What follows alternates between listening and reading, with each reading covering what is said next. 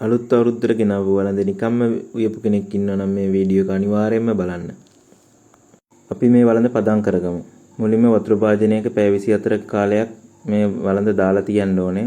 හොඳට ජලය උරා ගන්න. ඊට පස්සේ මේක පැය 24කින් එළියට අරගෙන හොඳින් වතුර මාත්තු කර ගන්න ඕනේ. තෙත මාත්තු කරගත්තට පස්සේ අපිට අවශ්‍ය වෙනවා පොල් තෙල් ස්වල්පයක්. මේ වළඳ දකින්න එහෙම නොකරගත්තු වළඳක ඉවුවට පස්සේ කාලයක් යද්දි මෙහෙම වළඳ ගහෙන්න ගන්නවා. ඉරිතැලීම් ඇති වෙනවා. ඒක වළක්ව ගන්න තමයි මේ ක්‍රමය කියලා දෙන්නේ. මේ තියෙන්නේ තෙත මාත්තු කරගත්තු වළඳ.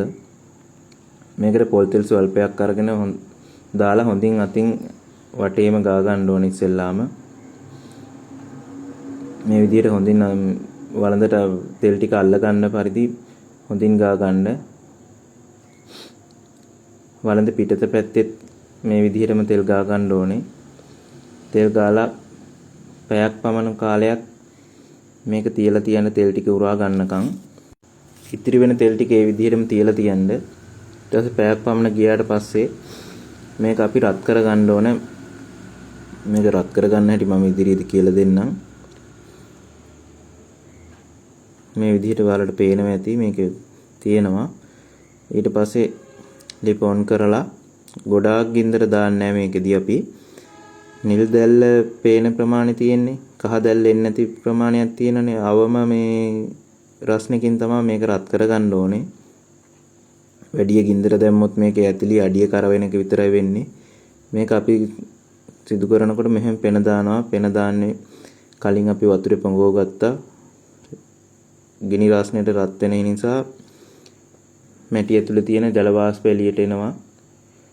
එතකොට මේ තෙල් ටික රත් වෙනකොට නැවත තෙල් ටික මේ මැටි වලට උරා ගන්නවා.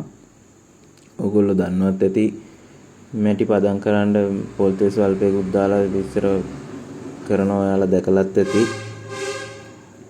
ඒ කාර්යය තමයි මේ නැවතත් අපි මේකට කරන්නේ. මේ විදිහට දාන පෙන වාෂ්ප වෙලා යන්න නොදී හොඳින් ඔයාලා මේ විදිහට ඇතුළේ වටේම ගා ගන්න ඕන මේ තෙල් ටික.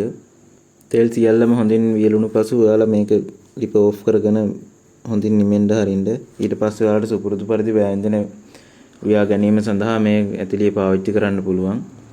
පොල් කුඩු දාලත් කරනවා. ඒක එච්චර සාර්ථක නෑ. මේ ක්‍රමය තමයි ගොඩක්ම සාර්ථක. මේ වගේ වීඩියෝ බලන්න ඔයාලත් රැඳිලා ඉන්න කියලා ආරාධනා කරනවා සියලුම දෙනාට. මාව ෆලෝ කරලා තියාගන්න. මේ වගේ අලුත් වීඩියෝ දාපුවාම ඔයාලට ඒක බලා ගන්න පුළුවන්. මාත් සමග එකතු වී සිටින ඔබ සියලු දෙනාටම බුදු සරණයි.